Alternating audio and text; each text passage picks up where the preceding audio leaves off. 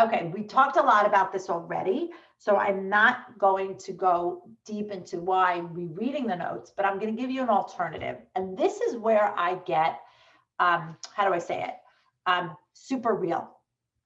Because I know already there are people at home going, okay, Leslie, what it sounds like is you're working with students that are completely like on board and are willing to change their habits and, you know, are going to go from doing nothing to everything you recommend.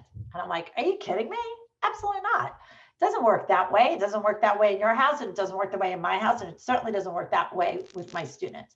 So I'm super real to know that if I get a kid that's an A, there is no way I can bring them to Z right away. There's no way. Like, I'm not going to all of a sudden a kid that does nothing or just rereads their notes, which is nothing, to all of a sudden be creating 50 times, you know, different study tools and getting up and spacing it out and doing everything. No. So for the kid that is at A, all we want to do is get to B. Can't get to M, can't get to S, and certainly can't get to Z before we get to B.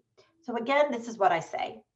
I don't want you rereading your notes. It's like the one thing I don't want you to do because you're not getting anything really from that. How about instead of rereading your notes, you rewrite them? Now, again, rewriting is not perfect. We're not going for perfect. We're going for progress. And why rewriting is we know a few things. Number one, when we rewrite, at least it gets into the brain in some ways. When we're rereading, too much of a disconnect.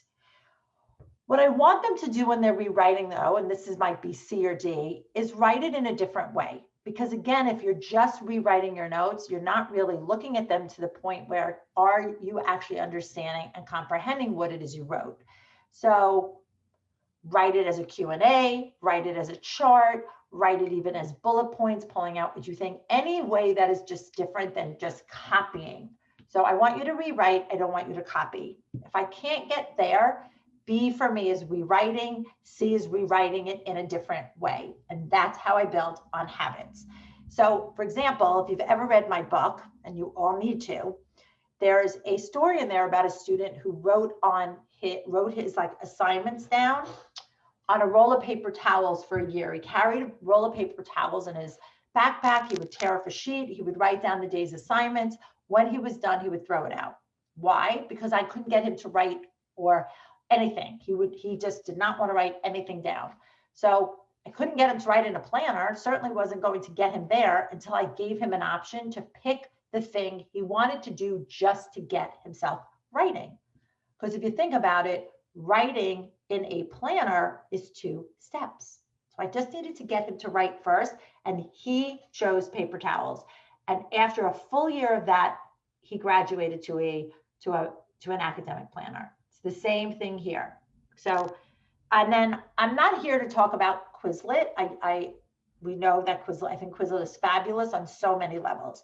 What I don't love about Quizlet is when your student is taking somebody else's study guide and using it. It's the same thing as rereading notes. And in fact, it's worse because it's not yours. So how does so I look at my kids, how do you know you understand what they said? What is it? They wrote it in a way that makes absolutely no sense to you. So please do not rely on someone else's Quizlet to help you learn information.